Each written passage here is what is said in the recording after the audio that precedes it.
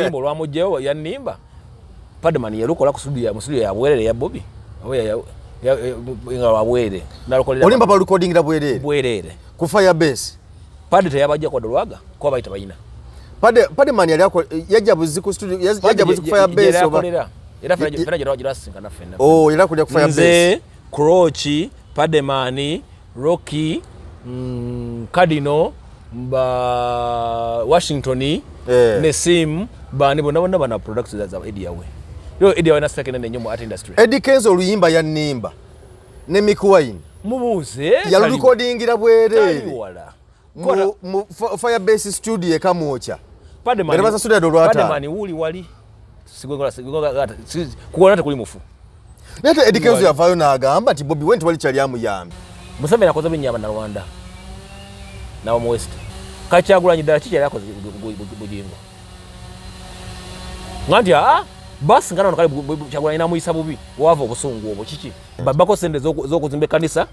Baba muwa bagadde. Ngabwazi kuwanamu. Kwa mchala nyumba y'omuchala yagole kanisa ya mukama tegwanga. Kuba yaje anokola ni mu Bible muleke kalu ya mukama yegwe. Kati bachonsa sende zigizimba. Bannayuganda ninawo obubaka obutalinda nga buntumiddwa musajja wa Katonda Omulanzi Jafari asangibwa e Nakisunga ng'oyitidde mukono wa Antony. Abalondoolwa ebizibu ebyenjawulo ebibatunuza mpulunkanyi ng'owetulwala musa abangi ng'amajini, emizimu, abaagala n'abayuugayuuga, omuntu walemedde mu kkomera n'ebirala. Bw'otuuka ewuwo ojja kukuba ssemukiti ng'embwa eyogereza. Musajja wa Katonda agenda kukwatako bukwasa akoomera essaala olwo akajagira kalamule ate nga n'akasiimo kaleeta omaze kulabako. Omulanzi Jafari alimu n'amaanyi ag'ekisalaziba nga bw'oyota ku kyoto kye kino ovaawo emikisa egyesiba gitadde n'ebizibu okukalirawo. Omulanzi Jafari mwangu okufuna ku nooti 7 nooti 38888 oba nooti 783988813. SM2 was in trouble. Hey, today, Canada Niagara Falls New Year Fest. Tukwaniriza nnyo wano kwembozi mu UG nze Jeffrey Mayanja aka Mr. Wagwan. Ndine Hope Mukibi. Tuze tuwayemko ku mbozi of course ku nsonga ezitambula. Tubakulisayo muidi abinje byagezezako kutambula side yao. Ninda fe twagisemu nga tuli balamu emmere twagiridde byonna twabikoze naffe tukakasa nti nno yonna gye wabadde mu nsi yonna mu ggwanga lyonna gye wabadde ensonga zatambudde bulungi. Sebo nsabonyezike ku simu yo ngije tukolera ku budde sebo mbere nga ndabirako obudde mukama nge sebo lero tompona. Okay kale esebo yange najerabiddeyo. So kale bwe tuli ne Hope Mukibi omusajja kakensa Hope Mukibi sebo soko buze kuba tulaba basawo n'abalaba mu mbozi mu UG buli omu nsi mwasinzira okutulaba. Edobozi lituuka bakofoni nungi njagala lyongera okutuuka obulungi. Buli omu gyasinzira okutulaba bannaye mutumiddeko mwebaza yenna byakola naddala nyinaffe bakadaama aba house managers abaagenda ku mawanga eyo kolera abawarabu okubeeza abaana bammwe ne families zammwe bannange mwebale byemukola namwe mwenna bannayuganda bali wano. Kadamu oyo wa house manager oyo wakola nga sente nazikusindikira gali zintete ku account yange bambi ziseyi abaana babe bayita mu binene bayita mu bizibu bingi okola sente ezo abawarabu bayisa bubi abaana bakola wali omwana yangamba luli nti ye ayimira okuva saa 12 paka saa 4 ekiro ali mu nyumba emu ya floors 3 mulimu abaana 10 akola wogu bom lwaki tebamwamula wa kubiri ne babenga bakola nga babiri oba basatu ekiri mu ndowooza yaffe ne bali kibakola ki ninge bwayagenda okutulugunya okutulugunya omwana wali wasindika sente ze wati ate gwe n'oziriya bambi obokoze bubi. So mwenna bali wano abaana abo bayisibwa mu ngeri sebo kyabuuza ku bantu bambi mukole ku nsonga zaabwe kyakutume kikole temubba bagani ngulya poloti bambi gigule kwa kyakolerera nyanyabo ne bonene kunyigizibwa kona kwa isemu bwatuuka kyakoledda kole ki akifune nze Mukibi Hope kale nenga linda ko kyayogera ono ampambye bannange ompambye nabo tobali mu characterize byobufuzi mu abaji kati wano olaba gundi olaba bawa omusajja wono yani ono olutamaguzi bamugana nti buuza ku bantu nayogera dakika nga 15 abuuza ku bantu ane mna byabufuzi ina batumira banja ina bamulonda sina bannonda obuuza kubanga olunabo olina boyagala bakulu sina bannonda sina bensubira kunnonda sina bensubira kwesimba wonna mukibi ya kintu kimu nsinterevu obado kyamaliriza maze okay mukibi hope Eddy Kenzo manyiti musajja obadde omugoberera ageri gyoliko yokyali oba wali promoter w'ebivulu n'ennyimba biki byonna nkakasa nti Eddy Kenzo manyi bulungi nnyo sina kindi okuba nti mwali mukolaganyeko Eddy Kenzo alina ekintu kyalikesa lwaki nekya federation ekintu omugoberera kinene nnyo mugoberera kuki ng'omuyimbi nsirifanwa tolifanwa Eddy Kenzo mukyayira kijja kukola ki kyawanze ne music yankwata kale nze ndikyali wa Bobi Wine nira sirifaniwa nze ndifaniwa Paul Kafeero mukwano gwo Eddy Kenzo mukwano gwo simulabe wange kuba mmanyi era mumanyi kwaja nkamwocha nga wendera mumanyi naye mmanyi kamwoche wani ku Firebase n'oluyimba olwamugjewo yanimba Padman yalukola ku studio ya bwerere ya Bobby nga wabwere nalukolera olimba pa recording da bwerere ku Firebase Pad teyabajja kwa dolwaga kwa bayita bayina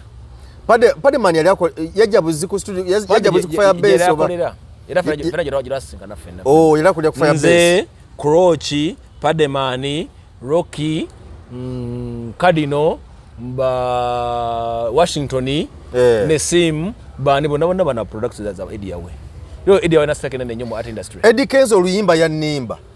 ne Mikuwaini mubuze ya recordingira bwerere mu Firebase studio ekamwocha Padman basa studio dolwata Padman wuli wali sigogola kuona tekuli mufu nete Eddy Kenzo yavayo n'agamba nti Bobby Wine wali kyali amuyambi era yavayo n'agamba nti yamuyamba okwasoka so yagamba namana yavayo n'agamba twali kyali amuyambi kati olwani mutuufu ani mukyama walimu federation gwe bakulembera ngo yakulembera manya kulembera gwoyogedde yagamba atya yasoka n'agamba nti yamuyamba oluvannyuma ennyo n'agamba twali kyali amuyambi oŋŋambye wano nti oluyimba mu Firebase oluyimba yanimba olyokola ne Mikuwaini balikodingira bwerere namu element y'ebyobufuzi banimbamu Padman uli mulokole mubuuze sente zabamuwa olyokoyogera ekirala bwerere buli kimu wadde oluwaga kati Kenzo sente yazijjewo omusajja watu ngawaita ina na watandikira era by then Mikuwaini yewe munene nika ndawaga omukisa teyebuuza tuva baganda bagali Katonda gabanga mulalu teyebuuza wasoma kyenkanaki ani yakuzaala ovaluddawa ye tebimukwata kubasala okuwakola ki naye kyembuuza ogezaako okugoberera ensonga z'abantu kiva ku ky'omuntu okuba nti leero ayogedde ekintu leero omuntu ayogedde ekintu nga kirala ekintu nga kirala n'enkya najja inayogera n'akikyusa inakifuula bwati nga kirala anti mu butonde mulimu alina okulemberwa nalina okulembera ate buli muntu yenna alina ng'egyabaawo kati ffenna tuli wano ffenna mamawusi yatuzaala wajja bibyo tuli wano ffembi aba babiri simanyi kyoli tomanyi kyendi nga bayibuli begamba ne Bobi Wine beyagamba tuli balabya kuki ku bikolwa byabwe bibijja okukolaga nti nankulembera ono tankulembera kagukuba kulembera nga kulembera yoyo kitegeeza kiringa nga okuwaana omuwala nakuweza ekifaananyi nonga nipeza ekifaananyi kuweza ekifaananyi nga mubi amuguteteyi bwegutyo manya nga nti mubi nnyo kuba bakuwa ekifaananyi kinakusikiriza kuba kisinga mu byayina ekitegeera naye ate bwajja nga yeetonye naye nolema n'okusikirizibwa kaakati bwe bagamba nti abayimbi bakuŋŋaanye ono emukulembeza ate abali emabega bo bali ki baba baki sigaye nti bwe kiri omusajja olimba recordingira bwerere mu Firebase studio na Padman akyali teri amubanja si musango teri amubanja ante omusango bwegugira kwegaana tamuyambanga ko ate nga yali yamuyamba anti venze nendowooza nenjogera omuddugavu asiima luyi omuddugavu asiima luyi bwenkutema oluyisaazo nemusanga embale waisa emyaka 10 gayo yankuba toza mwerabira naye akoledde ekirungi kivaana omuganda agamba nti akasuka omumiro tekabalwa federation eno Eddy Kenzo gyakulembera Enabamu omuzinzi before kali nga tunagendayo obadde ogoberera entalo zonna ezibaddewo n'ezikyaliwo abalala bagamba nti Eddy Kenzo ekyo lwakivuga bubi bye bakola bagoba byabwe ng'abantu biki kakati olunaku olwajjo namulabye namulengeddeko yagenze Ewa Katikiro Charles Peter Mayiga kuna ku lwayidi lwennyini era nga yategeeza nti yabadde amutwalidde ku yidi nga Eddy Kenzo atwalidde Katikiro Idi Haji Katikiro Haji Peter Mayiga batwalidde yidi si musajja mukatoliki sebo kuchaye bolabanga asitukana awerekera ku banji okimanyanga nti ovudde mu kulyaka katono kakati kufuuse kusiiba kyoyimbe kyesitegedde bulungi nsaba okinyonnyola abatulaba bakitegeere bulungi anti Kyagulanyi yagendako Ewa Katikiro naye n'avaayo ng'annyonnyodde ebizibu bye n'ebizibu by'eggwanga Katikiro n'afuluma statement bo biramutunula bwati nga omusajja ono storage statement yali egamba etya mulina okukkaanya togere ng'eddoboozi limu tubanga togera ekintu kyekimu naye nga ensonga ezaali zimututteyo be baana abaali battibwa n'abavundira mu makomera abatalina musango abavunaanibwa mu makooti g'amagye olw'okwambala obukoofiira nga nnyini mukulu ye gwe bavunaana ogw'obuyeekera awuliriza mu kooti y'abantu nagamba nti eddoboozi ly'ekkulu nnyo era ddene nnyo ery'eggwanga lino senga tuba livuddeyo ng'eggwanga tusobola okutwasa ku bantu baffe abo statement nezifuluma endala nga zakuteesa era okuva olwo ne batembeeta nnyo nnyo dialogue bano baki bano babwanika tugende tuteese naye gwe bateesa naye yabagamba dda kuba Museveni talina musango gwonna mu nsi cause ye Museveni talina ki talina musango kuba yabagamba dda nti ndi kwota pini nyingi yananyono nkola ki Eddy Kenzo okugenda olowooza kikyatula Eddy Kenzo Ewa Katikiro anti gavumenti olebe ebiruwo nenge jatambuzamu obulamu bwe nabiki essaawa zino ekyamutowa Katikiro nsonga ki olowooza enkulu ne gye zikwatiddwamu n'ekibbataka ekiri wano Katikiro asavinga abantu ba Buganda ensonga zonna zegamba ezitambula mu nsi ezinyigiza abantu zonna Kyagulanyi kwayimiridde era aziwagira bawagira ani Kyagulanyi okitegeera kakati Katikiro awagira Kyagulanyi amuwagira kuba ntera okumulaba nga ayogera ku biruma abantu ne Kyagulanyi byayogerako kale wano wendi nebaza omusajja gwensinga kwegomba mu bulamu bwange gwesinza kubanga naye nga mwegomba ye mwami Mbuga SK Umulangira Mbuga Kasimu na Kibinge yayogedde ensonga ku Idi n'agamba nti yasose kwebaza gonda gavumenti yaffe ne KCCA nti emyezi mukaaga emabega gibadde gitagiriwo nti ebinya bibadde bingi mu kibuga ne makuba ag'enjawulo kafe gwe bataddeyo okuziba ebinnya ebyo lwakuba obuzibu obuliwo nti awali kolasa tebazibawo na ttaka tetumanyi binatwala budde ki nebaza nnyo bambega batambulirako n'omulimu gwabwe bakola omunene ennyo n'abakulu batambula emundu ennyingi nnyo nga zibakuuma n'agamba singa mukuuma ggwanga lino yonna n'abantu bonna singa temuli seefu nammwe kwatayinza kuba seefu nga zisiri ki nga siri seefu bwobanga oyimiridde awantu wonna mu kifo kyonna ekisalawo awantu wonna yogereranga bonna buli gwolaba yenna ensaawa zino alajjana kulwa bukulembeze obugenda mu maaso obubi nabadde NRM anyigirizibwa yalinga gwe yagenda bwatyo olowooza kiki ekyatutte Eddy Kenzo olowooza zinza kuba nsonga ki enkulu ezatutte Eddy Kenzo because Eddy Kenzo yasiwa byabufuzi Eddy Kenzo tumumanyi ng'omuyimbi anti siwa byabufuzi okusinziira nga bw'atambuza obulamu bw'essaawa zino ensonga zatembeeta zitagana n'ebyabufuzi eziyisa mu byobufuzi mu palamenti ate nkimanyi nti abantu abo bombi eyagenze okukyala ne gwe yakyazizza bona tebawagira Kyagulanyi ekyo kyogera nga nze anti kati Katikiro talina kuba na side olw'ensonga alina okuba nga ali neutral tekyendowooza Katikiro nga bwali by the way ne Eddy Kenzo naye bwekyali badde lwoba ng'oli neutral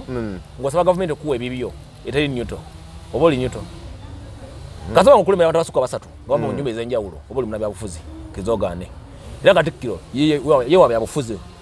kaba katayingira byabufuzi yasawo Katikiro akola ki ow'ebyobufuzi abikola atya yegase ne Kenzo saazi na akuba Bobi Wine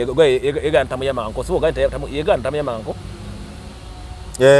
era sawa zino abana buga federation nga wajivuze Bobi Wine navo na clarifying buli kimu nagati bannange itrika bali kwaso tuita utise teka ukizogane wetaka parliament kwisa ki buli nga liteka ga constitution wino gwetaka ki parliament Eddy Kenzo nga parliament bali kwasa ki oli neko kanti sena gayo netaka government. What's government? Eddy Kenzo muli kumuyitiriddeko nga kye bagamba nti nagamba dda buli alwanyisa Kyagulanyi alwana ne Katonda guluna Kyagulanyi olabye yasoma tutuse byajjazaayita ne bwe watuusaawo ne yajja atya yasoma kyenkana ki yofuza amanyi kyenkana ki n'amanyi galina genkana ki loko muyingiremu nga manyi gwoyingiramu nti ono ali yekka oba nedda saa zinaga Kyagulanyi saawa zino alina kutendekebwa bona bannayafuza abawulidde abasigadde kati bonna bonna yabendoosi nga babalonde kagumanya omuntu gwawana naye onoomusobola oba nedda otambula naani kiriziganya nange ebitambuze nzitebirabona maaso yana ogega mukyakyo sabega nti in the power of the Holy Ghost Yesu yafaasi bwe yawanga omuzimu in the power of the Holy ki Ghost ate ogwajjajja okugulibwa Katonda oli omukuteko nenga ujali kati amaanyi ag'enjawulo agali ku bantu bano abatukulembera mugegendereze nze bona olwanyisa omuntu sinza ku byakoze kiva newana mu Buganda bwanga ono owasaayi wasinza ku byafa byogenda kuwasanga kyogamba Eddy Kenzo yagenze Ewa Katikiro kulwanyisa Bobi Wine sinza kijjawo ate sikirumiriza toyinza kukijjawo kisoboka okuba naye ate tokirumiriza kuba nkimanyi baba wombi tebagala Kyagulanyi ebyaddala kuba babitulaze lwaki obuzaabuza okukyawa omuntu omu nekikwemesa n'okulowoleza eggwanga lyonna kogeza kale ekintu ekiri e Buganda saawa zino tekisala muntu yenna ategeera kusirika pozi ng'oliko ekizibu bulogani nze ndi mativu ng'omuntu kansike mwe mumanyi oyina abaana n'abazzukulu East or West Home is the best. Wano we wammwe. Ense negenda. Ense tuva mu mikolo wetti. Ate tudda mikolo. Katuli mu transformation wano sawa zino. Either egenda eddala we on edge tuli wano ku mugo. Either egwira eddala oba si kyekole ki. Nenga omugo gweliko gunafuye. Museveni anafuye ne bakyalibe. Ne buli muntu alina eddoboozi erina okwogerera abantu. Oli munnaddiini, oli elder, oli muntu wakakyo leader wa Buganda wa Bunyoro wa Bukiwa kino n'osirika ku bintu bigenda mu maaso. Sawa zino mwoti okufa. Omukulembeze ina tatya kufa. Museveni yakulembera otanda agenda mu nsiko. Kabone ko omukulembeze. Buganda nga yakulembera abantu ngoli taata. Olina okusibwa, olina okubwa enkuba, okugwa ekiribwa kya taata. Bakikolerera. Nalabyeko awo omwana yatadde akantu ku Twitter nga Pastor Sirwadda yayogedde nga yagambye nti nno kale mu ngeri ey'okusekerera abasabira omukulembeze w'eggwanga nga agamba nti nno oli gwe musabira temumanyi bugagga bwenkana ki bw'alina. Sirwadda ennaku zino alina statement zingi zajjakola. N'agamba nti alina ente ze temumanyi okuzituna mu mawanga g'ebweru zigenda zitya tomanyi toba zigendera na mu nnyonyi. Baakawulira Sirwadda ennaku zino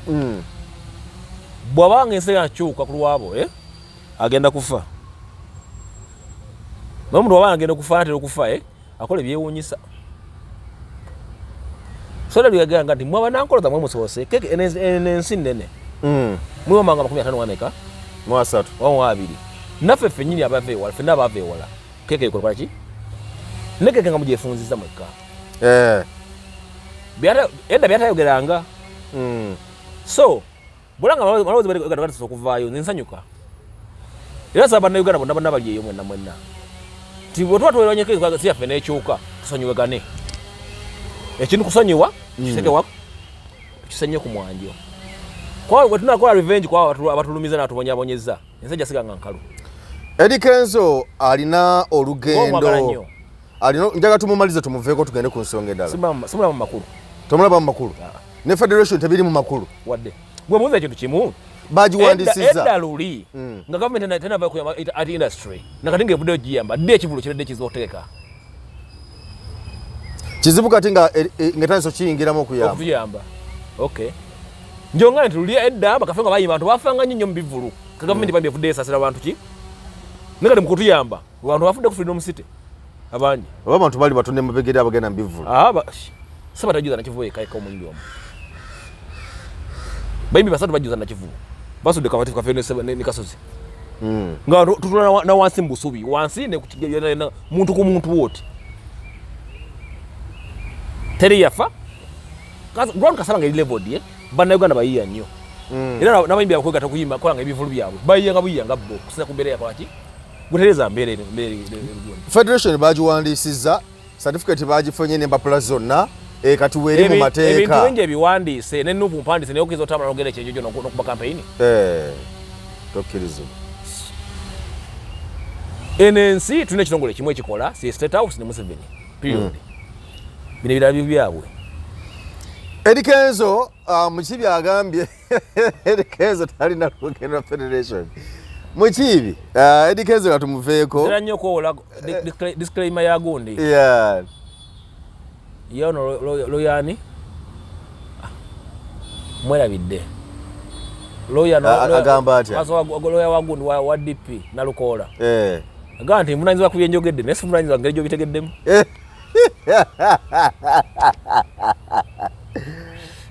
omukulu mukwano go nesimene yoba naye mukwano go owekyaliwo simanyi ennaku zino alumba nnyo mukwano gwera mikwano gyo balumbagana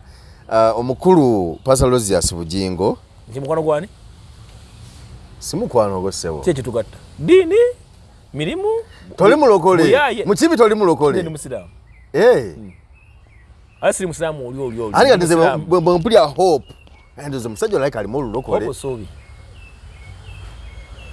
sebo tugenda mu kanisa kudda mu suubi ndokango funide erinnya hope edini entuufu yandaganayo wakati wone Katonda era edini ya politics ali wakati wone Katonda kivuga no byakuwa mumwa pastor yamuwa imamu namuwa father namuwa mwana mweyogerere fena ntumye emimwa na wa father ikato koleki atogerere kubwana ogera father kusabira omukisa ba pastor ulike kyamu ku mutwe waliwo ekintu kye bayita okulwanyisa ennaku zino nga mpuli amaloboozi agagamba nti Pastor Bugingo agezako kulwanyisa Robert Kyagulanyi Ssentamu mu nkola zonna era abambagamba mbu amateeka gonna kama wange omulabi ssebo yebale kukozesa kama wange tayafulumye amina mukulu ssebo Bishop Ziwa ssebo batamumanyi Bishop Ziwa mukama yebali mukuma kalimi future endowooza myaka njira bagikwasiganya bulungi talina tabu amina mukama amukuumi father ne father bishop naye batawasa ne abanga father bagiwa mu mulala bwana tabawasa bishop kakati nkulaba yaga kwonooneka musiraamu kakati tulaba nti waliwo ennaku zino ekigamba nti alwanyisa of course ebingi ebadde ebize byogerwa nti okusinzira ne kumukubala bagamba nti oba oli awo timu MK ne side eri nti oba oli awo amaanyi omukulu Pastor Lozias Bugingo gyagajja okusobola okubo kibagamba nti okulwanyisa Robert Kyagulanyi Ssentamu bwe kibanga bwe kiri nti Pastor Bugingo alwanyisa Robert Kyagulanyi Ssentamu bwe ntawedde nagamba nti omuntu aliko omwoyo mutukuvu Katonda nga analonda omuntu amalayika bakye ajjemu abatasaanye Kyagulanyi sijjeno ne bwanga abantu bonna balawanyisa Kyagulanyi omuyimbi obuyimbi rasta ekyenjawulo kiriko Kyagulanyi oyo gwe omuntu alina obwongo mutwe nga bwonga wayonka wandibadde otegeera ne Katonda kibinnyako Museveni akoze binnya Bannarwanda nawo mu West saa zino bo wandibadde beyisa bulungi eri bannaabwe in case government bebe kyuse tusigalewo mirembe gyaffe kibinnyo nnyo okusetinga embeera enebaddusa mwenna senga ensebe ekyuka Kyagulanyi ddala ki kyali akoze Bugingo nga nti basi ngana ono kale Kyagulanyi namuyisa bubi wava obusungu obwo kiki sikirabanga banadi ntebakiza kuyamba byabufuzi mwali talimu of course okusinza ku byayogera mwali kyente ebyobufuzi Kyagulanyi yo Museveni si byabufuzi womwagira isoke byo si byabufuzi Ka police kenda mu Uganda ye Kyagulanyi ye baita politics mu Uganda. Ninga omwadda manyi jamanyi Kyagulanyi oyo. Mwana wa muzito yeza boy. Kakati gwe Bugingo. Okuba Kyagulanyi. Wandayide ku byafaayo. Wagamba nti bwa kumanyira akuyingirira agwa bubi ne buli ayingira Kyagulanyi agwa bubi. Okujja kwa n'okunyingira Kyagulanyi bapacho bagundi ani bapacho ne bini sawa zino kizo kani Bugingo bantu baganye embozi ye omulengeza soso muwe kitibwa ne Bugingo oli nasabeka wa Bugingo ngabulire ebintu nga nti bananga musajja nga mulungi ne saa zino Bugingo asaze okuyona kwesula bwatyo yande vudde mu ebyo nadda mu mulimu gwa mutuma Katonda nawe Katonda ekitibwa Katonda tayawula muge ku nsonga ezimu abantu bakala Katonda ye muntu Katonda igwowe okumuwa kibaite kuwa Katonda kukuwa teyinza Bwoisa eddoboozi gwa nanyi kabona wa Katonda n'olisa kugoya ateyinza abonyabonyezebwa oba okoze omulimu gwo newe gata kwabo ababonyabonya noga nti nedda bano bibatuufu ababonyabonya kitegeeza ntoli werimbe kabwerimbise otegeera ddala njawo mbuulire nti Bobi Wine Kyagulanyi yakola bwati Bugingo era bwava emberebezi kwa mucho n'omukyalo alina makula Susan n'amakula wadugave Muganda fe twamuwa omukazi n'afuka muko waffe ngeyo otaboola kati sawa zino otuvumira ki naluli yagamba nti munabagira Kyagulanyi wasiru twakiwulira nga Pastor Bugingo yachoke yes nzina wagira Kyagulanyi nzina tuli basiru masoge bayiriza sebo tawagira tamwagira chogere wano bakula ebu chiryono yogirirawo sebo muwagira musajja ndo ngajimbira bulungi sebo nzina tuli basiru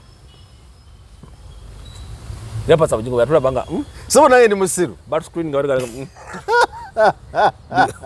mayanjo no Godfrey misa wagwa ne mukibyo Pastor Bugingo yampita omusiru tegerera ddala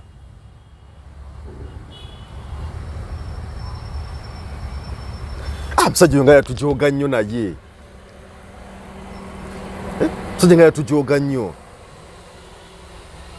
oyo mwami yalina ekitiibwa kinene nnyo ne Bugingo naye mwagala sijja kulimba ali mwagala Bugingo yoganga ebintu awo Bugingo yonyonyo ngeri gye bulamu bwe yayitamu ne mukyala we nga begayirira landlady wayisa wa Namwandu ku nyumba gya Namwandu banalongo ba Namwandu nempulira obulamu bw'omusajja obulinga obwange era abantu fena ekirwagaza Kyagulanyi ye muntu walinga ffe okuva kwogera ku nsonga zaffe ali nazinywererako Kyagulanyi ayavuwadde ku lwaffe wanga wasinga Kyagulanyi agagawadde yabeera ku nnyonyi ennyonyi ezo bwe zityo siwe bulamu bwa Kyagulanyi yakolanga ssente ze n'abaawo kasaazi no kyova nti abantu bembrace ze alien skin bamulabira mu kifaananyi ky'oli Kyagulanyi engeri gyayogeramu ye rasta yenyini nnyini bamuwagadde because waddo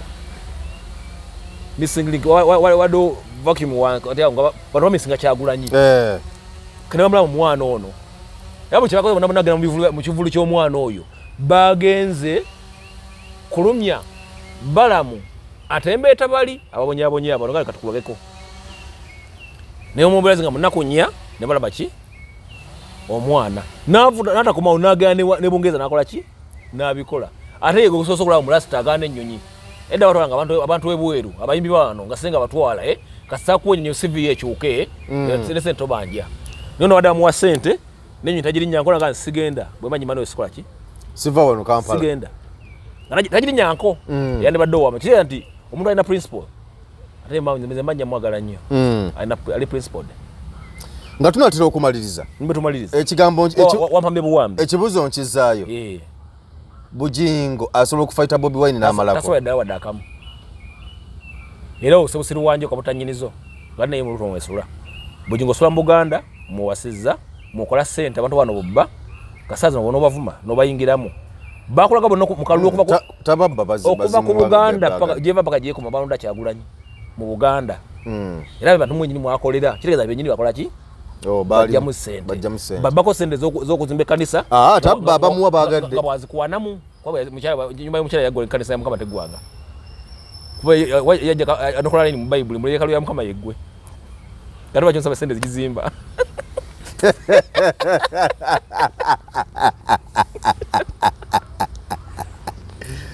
ayo bubukiibi gwe naye kati entalo zino zigenda kukomawa because bw'olaba nti because abantu ebbanga lyonna babadde n'essuubi katono hope nti abantu ebbanga lyonna babadde n'essuubi nga bagamba nti ebikyankalanye mu ggwanga wonna nti abantu nga baddukira mu bannaddiini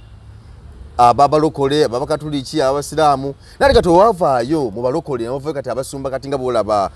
Pastor Rogers Bugingo yinaayimira katuti nagamba nti nze ndi wa Museveni nze ndi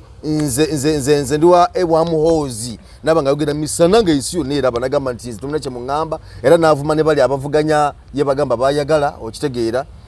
olwo omuntu essuubi agenda kulifunawa era munnayuganda munnansi agoberera ensonga nga bwe zitambula yakole ki bonna banaddiini aberimbikamu ekyo bagenda kufa abalala bagenda kudduka gusobola sinze ngenda obbatta bagenda kufa bagenda kudduka era ojomuza bijja kuggwerawa bijja kuggwa nga Bugingo agudde lewe nyimba lwa kunoonya kamere naye nga bino byenyimbako si bya masanyu pulira obulumi obunkulukuta ku mutima konze kansibero nzije mbyatuli naye nsene kyuse nnyo bannange naye Mukama alabika ng'eyatwetamwa abaana baffe beetuzadde balabye okusikira ekisi kino nga kimaze okutubira n'abafuzi baffe banditulaze ekkubo mulimu gwe baliko omukulu gwa kugabana nsi bannamadiini gye twandibadde twesiga babbira mu linnya lya Katonda owatamesi this we have in a community buli kimu kya kuva ku kibiriti n'ebizimbe bwe bigwa bwe byokya abantu ebibuuzo bingi nga ansa ntono nga wakedde n'ogenda otunula mu site abakola ennyo bafuna katono ate mu bulumi abakola ekitono be bafuna ekinene nange ekyeneebuuza munnange abakadde ab'envi kati be bawasa abawala bato abavubuka abato olwo ne tuwasa abakadde ne weebuuza ensonyi zaddawo ennaku zino nange ekyeneebuuza munnange abantu kati be bagenda ku ensolo ne zigenda ku bantu mubiraba mu mawulire abasajja kati bagala abasajja bannabwe n'abakazi bwe batyola bebola n'ennyanja ekaze watamesi this we have in a community tusibire nawo abantu naye hope gwe sibula abantu ompambye onkozesa interviews sebo sakuwambe sebo ndi musaati emu enkolidde yanga nkolidde ebibyo ate saati tujja ku muzina tusebo tutunda sibula kusho sebo no sigofugawo sebo wana watch tufu tata ngonze sebo sigofugawo ojjako rapero ojijjako nga ninga sinzi ngizizaako tata ngizizaako tata nsense buse ane kwa one gate mwana tebofuga mwana sina wono sebo nze ntwala ukali sebo sawa zino sebo eno sebo bako ne wukoma ankomi tata ningaziza kwagala kaza konada toyaze ke kwembozi mu Yagenze Geoffrey Mayanja aka Mr. Wagwan nenyegera okujjukiza nti bobo na okusomozebwa okwenjawulo mugwe boba ebye business tebitambula bulungi bobanga amakati gatambula bulungi ono omuntu go wetaaga omuntu oba musiba nenga tafuna nga justice ali amaze mu komere banga dene gatana na musango oswa justice bobanga bakubbe ebintu byo nenga omuntu eyabibba omumanyi bulungi nnyo nenga tofunye bwenkanya nebela bingi nnyo onamulwadde aganya okuwona omusajja omulanzi Jafari agamba nti genda kemukonawo nakisunga mutuleko wansi muwayemuko ku mbozi mulabe ekyokukolera embeera eyo esobola okuterera obulungi abantu bangi nnyo bamuweredde obujulizi abamu tubaddeko nabo wano abamu batukubira amasimu twogerezeganya mu comments omo monna abantu aboogera byakoze bikulu nnyo so naye obanga n'okusomozebwa okwenjawulo dduka eyo buli kizibu kyonna bano bateeka kati ogenda bweru visa bagikumidde ebbanga ne bw'obanga ogisaba gusooka gendayokko mulabe muyinza okuba nga mukwasaganya ensonga visa byonna bisobola okuba nga byanguwa bulungi nnyo ye omulanzi Musa Jafari alina kisunga mukono awo era enamba ye y'essimu eri ku kafula yake akokolaba kali awo kaliko langi ya kyenvu omukulu ono gyatayagalira ddala naye nga akobojje enamba yo mukubireko mwogerezeganye ensonga zonna zibere nga zikwatagana bulungi nnyo langi terina buzibu yaliwo okuva dda bantu balina obuzibu abagirimu so nange nga nsibula nze kobere ng'oli Bulaaya tisigana mukubirako mwemuko ku mboozi ye Mulanzi Musajja Faali ali mukono na Kisunga gwachadde ngonyumya nnyo nange nze mukibi hope na channel ngwagira Uganda nyaffe genda yo like nga subscribing la content yaliyo tujja kuwuliziganya mu maaso eyo kale atukirize tukusibulire wano mbadde Geoffrey Mayanja aka Mr. Wagwan. By the way namukwano gwange bamuyita Mugisha wa SM Tours and Travels agenda yakolere ku nsonga z'okutambula wano mu ggwanga wano mu byokulambula n'ebirala byonna ate era ne mawanga ageebula yokotola ensi yonna wonna akubukingira kulya ku bya hoteli okubukinga hoteli akolera kuyamba kukola ku bya visa okola ku bya air ticket okola ku bya passport bino ebyentambula bikwasiganya bulungi nnyo obona gyo okulambula kati waliwo tours zigenda okubeerawo mu maaso wano otambula mu mwezi ogw'omunaana mu mwezi ogw'omwenda ogw'ekkumi paka kutuuka mu gwa 12 wajja kubeera conferences ez'enjawulo nga bannayuganda nga za bannayuganda okuzeetabamu kugamba nti mwekwata essaawa zino osobola nga akutambuza mu lugendo genda mu conference ezo ku ssente ensaamusaamu sagamba nti wali nnyo okola ku nsonga ezo zonna mwekwate byonna bijja kutambula bulungi. Ali ku kizimbe bw'otuuka ku radio wano n'akaboozi mu kibuga wakati awo nakasero waggulu waliwo ekkuba erita ku kizimbe ky'akaboozi kwennyini mu maaso awo munda awo bolengera ekizimbe ekipya ekyazimbibwa ekiyiseemu waggulu ye ofisi yewe eri awo bw'oba ogenzeyo era n'obuuza side awo naba mutegeera bulungi nnyo. SM Tours and Travels akola ku nsonga za byantambula kutwala abantu ebweru okubalambuza nebiki byonna tagaba mirimu agaba mirimu ye akuyambako just ku byantambula kufuna passport ticket nebiki byonna kubukingira hoteli gyolaga nakumanya kakati abantu gye bayinza okugenda okulambula byonna bikolako bulungi nnyo. Omukulu oyo naye mwekwate ensonga zonna zijja kutambula bulungi naye namba y'essimu kweri okwo. Kale twogedde bingi tusisinkane bwogedde bingi program eno sebo bw'ogyeddiza Climax yona ino jifuze nasibuddeko kigambo just bigambo baby neno ngo ulumula tulabagane Bannayuganda ninawo obubaka obutalinda nga buntumiddwa musajja wa Katonda Omulanzi Jafari asangibwa Nakisunga ng'oyitidde mukono wa Antony. Abalondoolwa ebizibu ebyenjawulo ebibatunuza mpulunkanyi ng'ow'ettulwala abangi ng'amajini, emizimu, abaagala n'abayuugayuuga, omuntu walemedde mu kkomera n'ebirala. Bw'otuuka ewo ojja kukuba ssemukiti ng'embwa eyogereza. Musajja wa Katonda agenda kukwatako bukwasa akoomera essaala olwo akajagira kalamule ate nga n'akasiimo kaleeta omaze kulabako. Omulanzi Jafari alimu n'amaanyi ag'ekisalaziba nga bw'oyota ku kyoto kye kino ovaawo emikisa egyesiba gitadde n'ebizibu okukalirawo. Omulanzi Jafari mwangu okufuna ku nooti 7 nooti 38888 oba nooti 783988813. SM Tours and Travel ebaletedde Canada Niagara Falls New Year Fest 2023 nyumirwa 2024 ng'oli mu Canada okuva nga 29 December paka 2 January nga tuli Canada.